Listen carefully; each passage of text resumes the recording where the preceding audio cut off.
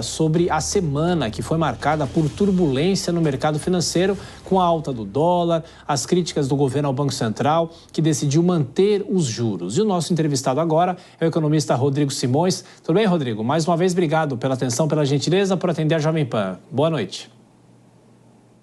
Boa noite, Thiago, e boa noite a toda a audiência da Jovem Pan.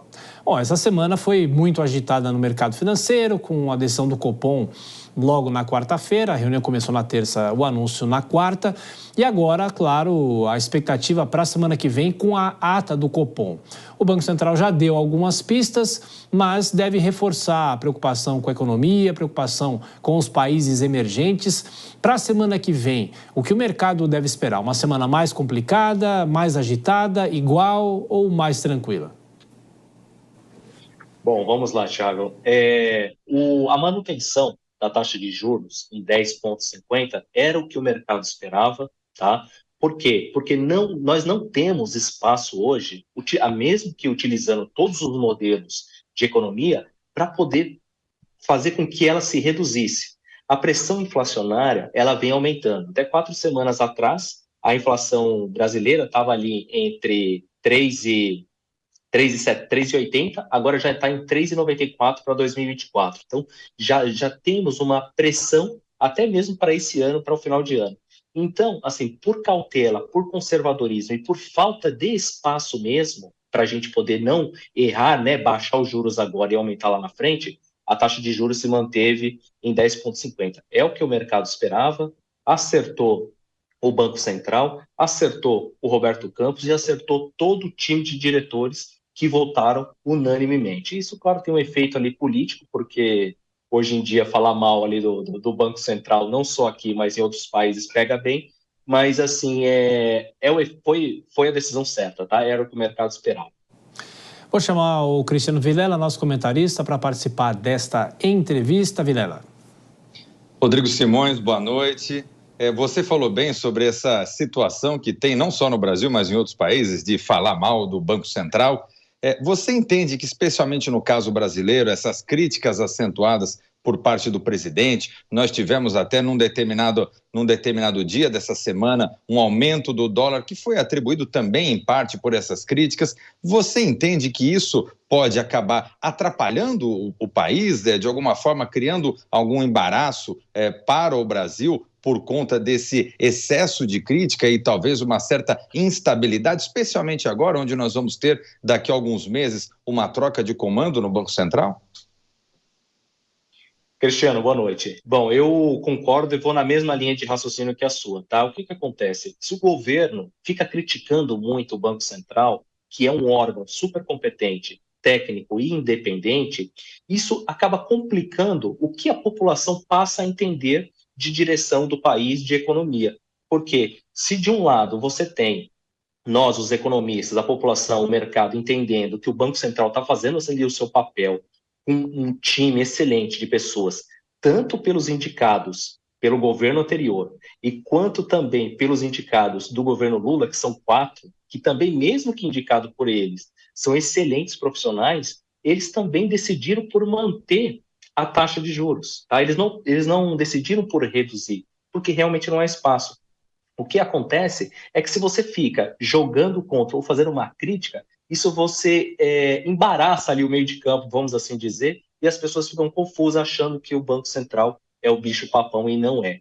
Nas economias, no mundo inteiro, os bancos centrais estão resistentes a baixar os juros. Por quê? Porque as pressões inflacionárias estão muito fortes, seja nos Estados Unidos, na Europa e aqui no Brasil. Então, assim, eu acho que não é um bom negócio de querer colocar o banco ali contra a população, enfim, achar que o Banco Central é o grande vilão. Mas nós temos um problema, né, Cristiano, como você bem já falou aqui em outros programas que eu acompanhei, nós não temos um plano de país, nós temos um plano de governo só para 4 anos. Então o governo vai indo de 4 em 4 para ir se sustentando, e não realmente pensar o país daqui 10 anos, 20 anos, como a gente deseja ficar, né?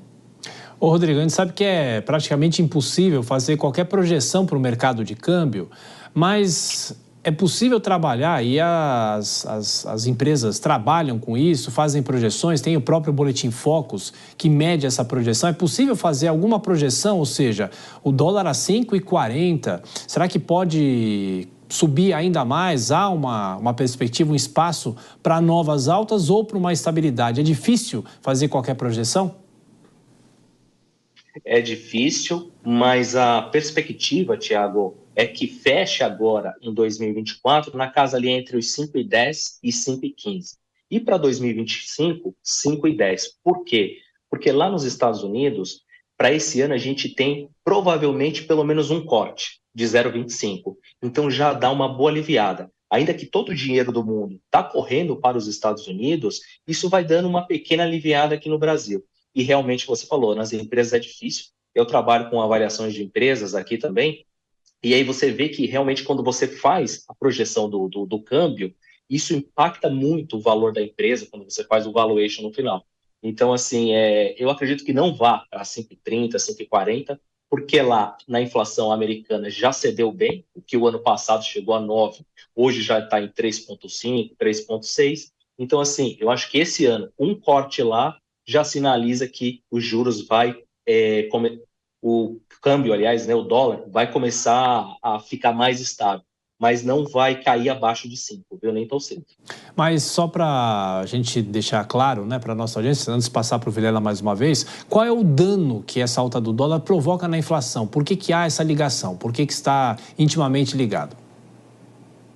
Sim, porque boa parte dos nossos, seja insumos, máquinas, equipamentos, a gente importa, né? A gente importa muitos produtos. Então, nessa importação, esse preço, esse custo dessa moeda, né? O custo do câmbio, o custo do dólar, ele é repassado para os produtos que as pessoas compram. Serviços não, porque serviços você realmente geralmente você não importa, né, serviço, mas você importa máquinas, equipamentos, então isso impacta muito na nossa inflação. Principalmente dólar alto, você tem impacto em transporte, você tem impacto em combustível e você tem impacto também em medicamentos. Então, por isso que você vê muito aí também a questão dos medicamentos ficando cada vez mais caro, impactando cada vez mais, principalmente as camadas mais pobres da população. Cristiano Vilela. Rodrigo, ainda sobre o Banco Central, é possível fazer uma expectativa, ter uma expectativa com relação ao próximo indicado por parte do governo, agora para presidir o Banco Central, sucedendo o Campos Neto, se será realmente sendo Galípolo ou sendo algum outro nome, mas se terá um perfil muito dissonante a Campos Neto, ou se o nome indicado pelo governo, na hora que sentar na cadeira, vai acabar tendo que ter uma condução mais ou menos semelhante para bem da moeda e para bem das garantias, das responsabilidades legais do cargo? É uma ótima pergunta, tá? E assim, só para todo mundo entender, nessa gestão do Banco Central, nesses 2 primeiros anos, 1 ano e meio de governo Lula, os juros estão mais baixos do que na época do Lula 1 e Lula 2. Esse é o primeiro ponto. Segundo ponto, se o governo do PT, nessa troca do presidente do Banco Central, vir com uma indicação mais política e querer baixar os juros à força, com certeza o mercado já vai se antecipar rapidamente. Por quê? Porque a gente vai lembrar lá do período lá da Dilma, com a indicação lá do Alexandre Tombini, onde a gente foi fazer a baixa dos juros à força. O que aconteceu? 2 anos de PIB negativo. Não, vamos baixar os juros que o PIB vai crescer. Não cresceu. Tivemos PIB negativo num ano e no outro ano também negativo. Então, assim, o governo do PT, eu acredito, pelo que eu tenho acompanhado, está atento a isso. E eu acredito que eles não vão querer dar um tiro no pé, tá? Porque manter a independência dessa instituição é fundamental. Isso é coisas de economia avançada. Nós não podemos regredir nos mesmos erros que nós já cometemos lá em 2014, 2015 e 2016. Rodrigo, queria te perguntar sobre a Bolsa aqui em São Paulo, Ibovespa. Eu vejo alguns artigos de economistas que são ouvidos dizendo que a Bolsa pode ter uma virada de chave nos próximos meses, né? Porque vem colecionando resultados negativos. Será que isso é possível? É uma boa notícia para o investidor ou nem tanto? Olha, é possível, mas alguns papéis, Thiago. Por quê? Porque, assim, se você pega que o que os investidores, né, principalmente da classe média para baixo dos investidores, onde está a maior parte da alocação dos recursos? Está nos títulos públicos. Eu peguei aqui hoje, antes da nossa entrevista, os títulos do Tesouro Direto. Vejam só, título para 2027 com vencimento, 11,53% ao ano. Praticamente risco zero. Título para 2031, 12,17%. Então, assim, não tem como a Bovespa conseguir bater essa taxa de rendimento. Então, assim, pode ser que alguns papéis de tecnologia, tá, passando essa fase aí do ruim que o agronegócio teve de exportação melhore, pode ser que cresça um pouco ali, tenha um avanço nesse segundo semestre. Mas bater esses títulos que nós temos, que são os títulos públicos, não tem como. E só para saber, Tiago, nos últimos 20 anos, tá, o CDI, a taxa do CDI, quem investiu no CDI ou na Selic, ganhou mais dinheiro do que se fosse perseguir o índice Bovespa. Para a gente fechar, Rodrigo, Cristiano Vilela faz a última pergunta. Vilela.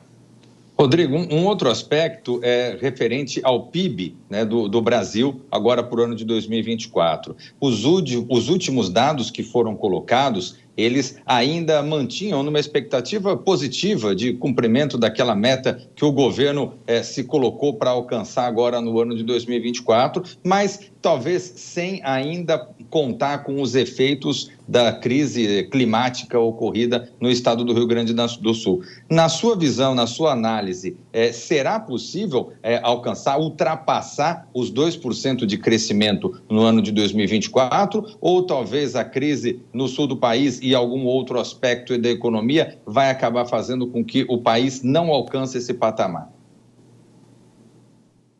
Bom, então você vê, né? Para 2024 nós temos 2,08, segundo o Focus, que são a pesquisa ali com os agentes, e para 2025 nós temos 2. Nessa projeção, ainda não se leva em conta os impactos do Rio Grande do Sul. Então, eu acredito que se muito a gente alcançar, vai ser na casa dos 2% para esse ano, tá? Porque lá o impacto no Rio Grande do Sul foi forte, né? Eu peguei aqui notícias aqui na internet de canais aqui, só de veículos, 200 mil veículos ficaram embaixo d'água, né? Então, assim, tiveram perda total, tá? Então, assim, é complicado. Eu acredito que a gente não pode esperar grandes crescimentos. Vai ser um crescimento razoável, né? Porque o Brasil também está no seu limite de crescimento, tá? Nós temos ali falta de mão de obra hoje no Brasil, tá? Temos a taxa de juros que está ali pressionando um pouco mais alta para poder segurar a inflação. Então, nós não temos as condições ideais para crescer como uma Índia, como uma China, que cresce 4%, 5%, 6%. Hoje nós estamos crescendo menos do que os Estados Unidos, estamos crescendo menos do que o mundo e estamos crescendo menos do que os países emergentes. Por quê? Porque falta investimento em infraestrutura e falta investimento principalmente em educação, tá? Em educação e saúde, que é o que leva um país para frente. Economista Rodrigo Simões, mais uma vez, obrigado pela atenção, pela gentileza e por todos os esclarecimentos nessa discussão econômica aqui na Jovem Pan. Muito obrigado, Rodrigo. Um abraço, bom fim de semana. Obrigado, Thiago. É sempre um prazer. Obrigado, Cristiano. E obrigado também a toda a equipe da Jovem Pan, Fernanda, Bianchi e a todos. Tchau, tchau. Obrigado.